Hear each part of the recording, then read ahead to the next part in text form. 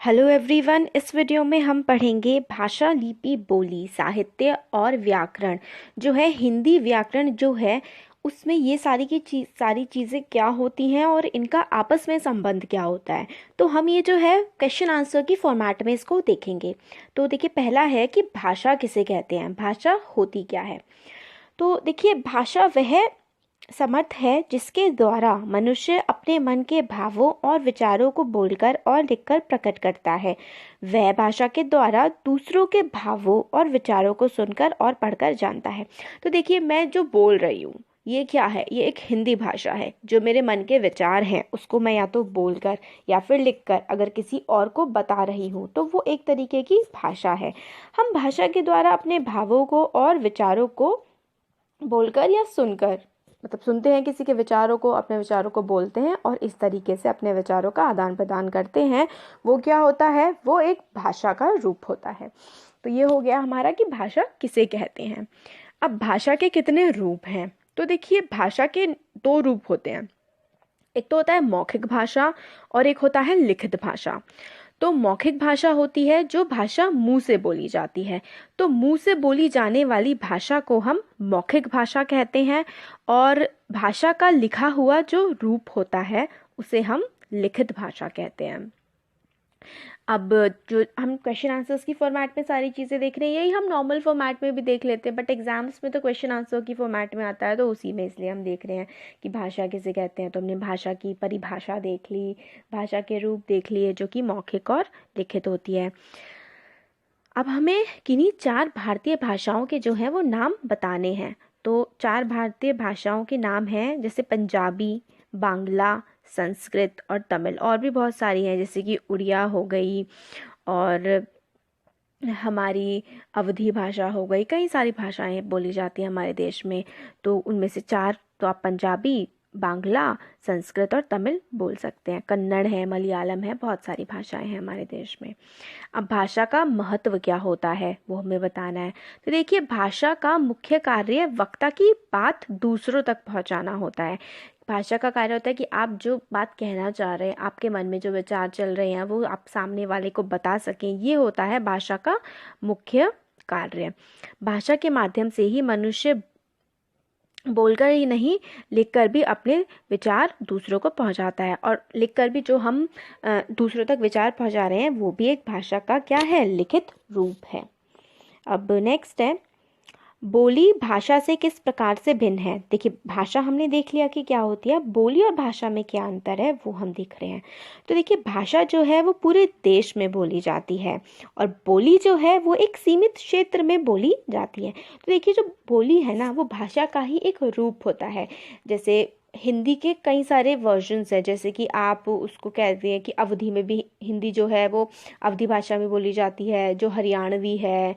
और यूपी के कई सारे इलाकों में अलग अलग तरीके से हिंदी का जो है उसको बोला जाता है, मैथिली भाषा है। तो पता है, हिंदी के ही कई सारे रूप हैं जो रीजन टू रीजन क्या करते हैं, बदलते रहते हैं। तो वही बोली होती है। तो देखिए, भाषा बोली का रूप नहीं है, मगर जो बोली है वो भाषा का एक रूप है। भाषा में साहित्य की रचना की जाती है, जैसे व्याकरण, ग्रामर होती है, उसमें नॉवेल्स लिखी जाती हैं, ये सब। मगर बोली में साहित्य की रचना जो है वो नहीं की जाती है। साहित्य की रचना भाषाओं में की जाती है और बोलियां भाषा का ही एक छोटा रूप होती हैं। अब नेक्स्ट है, देखिए भाषा और व्याकरण में क्या संबंध है। तो हमने देख लिया ना कि हमने पहले पढ़ लिया भाषा क्या होता है, फिर हम लोगों ने देखा कि बोली और भाषा में क्या संबंध है। अब हम देखते हैं भाषा और व्याकरण में क्या संबंध है।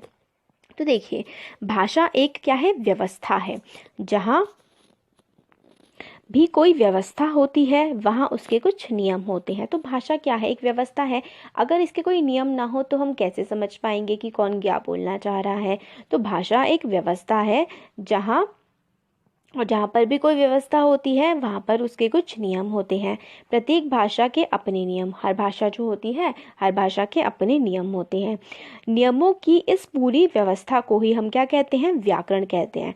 हमने भाषा के जो नियम हैं वो बिल्कुल बांध दिए हैं कि ये जो है इस तरह से हम लोग भाषा को बोलेंगे। और जो नियम बांध दिए गए हैं, जो पूरी व्यवस्था बना दी गई है, नियमों की इस पूरी व्यवस्था को ही जो है हम व्याकरण कहते हैं। अब व्याकरण भाषा के शुद्ध रूप का ज्ञान कराता है। इसके नियमों से भाषा के शुद्ध रूप का बोला और लिखा जाता है।